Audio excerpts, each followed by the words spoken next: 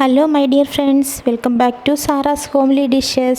இன்றைக்கி நம்ம ஒரு வெஜிடபிள், நான் இது வரைக்கும் அந்த அளவு வெஜிடபிள் பண்ணதில்லை என் சேனலில். இன்றைக்கி தான் நான் வெஜிடபிளுடைய ஒரு வீடியோ பண்ணலான்னு பார்த்தேன். நம்ம எல்லாருக்கும் ஹெல்த்தியான பாவக்காய் வச்சு கேரளா ஸ்டைலில் ஒரு பொரியல் எப்படி பண்ணுறது அப்படின்னு நம்ம பார்க்கலாம். இது கேரளாவில் நாங்கள் பொதுவாக யூஸ் பண்ண எப்போவுமே செய்கிற ஒரு ரெசிபி. இது எப்படி பண்ணுறதுன்னு வாங்க பார்க்கலாம். நான் அதோடு சேர்த்து வறுக்கிறதுக்காகவும் கொஞ்சம் மசாலா இது பண்ணி வச்சுருக்கேன். ஒரு கடாய் அடுப்பில் வச்சுக்கோங்க. பாவக்காவை சின்ன சின்னதாக பொடி பொடியாக கட் பண்ணி எவ்வளோ முடியுமோ அந்த மாதிரி பொடி பொடியாக கட் பண்ணி ஒரு தண்ணியில் போட்டு கொஞ்சம் உப்பு போட்டு வச்சுடுங்க. வெங்காயம், பச்சை மிளகா அதெல்லாம் கட் பண்ணி வச்சுக்கோங்க.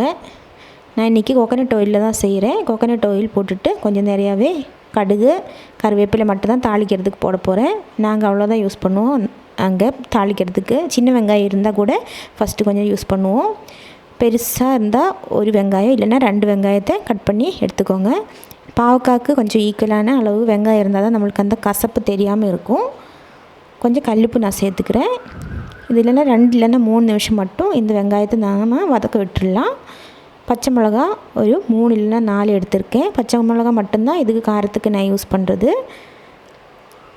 ரொம்ப வதங்கணும் அப்படிங்கிற தேவையில்லை. இதே நம்ம இது கூடவே பாவக்காய் சேர்த்து ஒன்றா கூட நம்ம அப்படியே வேக விடலாம், ஒன்றும் பிரச்சனை இல்லை. அப்படி தான் நாங்கள் செய்வோம் பொதுவாக. ஃபஸ்ட்டே வெங்காயம் வதக்குற ப்ரொசீஜர் கிடையாது இந்த இதில். நான் கொஞ்சம் டிஃப்ரெண்ட்டாக செய்கிறேன், அவ்வளோதான். கேரளாவில் ஆனால் எல்லாம் ஒன்றா போட்டு தான் செய்வாங்க. இப்போ நம்ம நல்லா தண்ணியில் போட்டு வச்சுருக்கிற அந்த பாவக்காவை நல்லா புழிஞ்சு எடுத்து ஒரு தட்டில் வச்சுக்கலாம். உப்பு போட்டு தான் நான் தண்ணியில் போட்டு வச்சுருந்தேன். பாவக்காய் கொஞ்சம் கசப்பு கம்மியாகிறதுக்காக மோர் தண்ணியில் கூட நம்ம போட்டுக்கலாம். ரொம்ப கசப்பான பாவக்காய்னா, ஆனால் கொஞ்சம் கசப்பு இருந்தால் தான் இந்த பொரியல் டேஸ்ட்டாக இருக்கும். நம்ம எடுத்து வச்சுருக்கிற பாவக்காவையும் அந்த வெங்காயத்தோடு சேர்த்துக்கலாம். இதில் நான் மஞ்சத்தூள் எதுவும் யூஸ் பண்ண மாட்டேன். அப்போ தான் அதோடைய கலர் கிடைக்கும். மஞ்சத்தூள் போட்டால் வேறு கலர் ஆகிடும். இந்த பொரியலுக்கு கொஞ்சம் ஒயிட் அண்ட் க்ரீன் கலர் தான் இருக்கும். இப்போ நம்ம எந்த தண்ணி எதுவுமே நான் இந்த பொரியலில் சேர்க்க மாட்டேன்.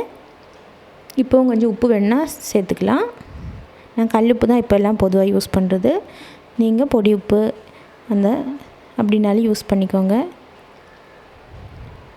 இப்போ நல்லா ஒரு வாட்டி மிக்ஸ் பண்ணதுக்கப்புறம் அப்படியே சைடில் இருந்தெல்லாம் நடுப்பக்கமாக எடுத்துகிட்டு வந்து வச்சு அப்படியே தட்டி விட்டுருங்க. அப்புறம் நல்லா திக்கான ஒரு மூடி, ஏர் உள்ளே ஸ்டே பண்ணுற மாதிரி இருக்கிற ஒரு மூடியை எடுத்து நான் வச்சுருக்கேன். அப்போ தான் அதுலேருந்து தண்ணி விட்டு அந்த பாவக்காய் வேகும். எந்த தண்ணியுமே நான் இதில் யூஸ் பண்ணல. அப்போ யூஸ் பண்ண எண்ணெய் மட்டும்தான் இதில். அந்த தண்ணி இல்லாமல் வெந்தால் தான் அதோடைய டேஸ்ட் நம்மளுக்கு கிடைக்கும். இப்போ நம்மளுக்கு ஒரு அரை பங்கு அளவுக்கு வெந்திருக்கு. இன்னொரு 5 நிமிஷம் கூட நம்ம இது வேக விடலாம். இப்போ நான் தேங்காய் எடுத்து மிக்சியில் பொடி பண்ணி வச்சுருக்கேன். இல்லைன்னா தேங்காய் துருவி போட்டால் கூட தான் நல்ல டேஸ்ட்டாக இருக்கும். இங்கே துருவுற இது இல்லாதனால நான் இப்போ மிக்சியில் அடித்து எடுத்திருக்கேன். நீங்களுக்கு தேங்காய் துருவுற இது இருந்துச்சுன்னா துருவி கூட போட்டுக்கலாம். இப்போ நம்ம பொரியல் ஓரளவு ரெடி ஆயிடுச்சு. இப்போ நம்ம சீக்ரெட் இன்க்ரீடியண்ட்டான முட்டையும் நம்ம சேர்த்துக்கலாம். அதுக்காக நான் இப்போது நடுவில் ஒரு குழி பண்ண போகிறேன். பாவக்காவை எல்லாம் ஓரமாக கொஞ்சம் தள்ளி விட்டுட்டு நடுவில் ஒரு குழி ரெடி பண்ணிட்டேன். அதில் கொஞ்சம் எண்ணெய் ஊற்றிக்கலாம். கொஞ்சம் எண்ணெய் விட்டுட்டு நம்ம எடுத்து வச்சுருக்கிற ஒரு முட்டை, உங்களுக்கு எந்த அளவு முட்டை வேணுமோ அந்த அளவு நீங்கள் சேர்த்துக்கலாம்.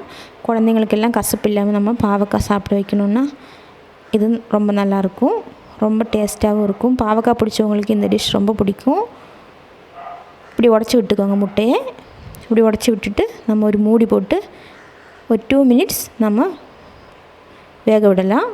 இப்போ 2 மினிட்ஸ் ஆயிடுச்சு. ரொம்ப வேகணும்னு தேவையில்லை. இப்போ நம்ம சைடில் எடுத்து வச்சுருந்த பாவக்காய் எல்லாம் அது மேலே போட்டு இன்னொரு 2 மினிட்ஸ் நம்ம மூடி வச்சிடலாம். அப்போ தான் நம்மளுக்கு எல்லா பாவக்காயிலையும் நம்மளுக்கு முட்டை சேர்கிற மாதிரி நம்மளுக்கு அந்த கிடைக்கும்.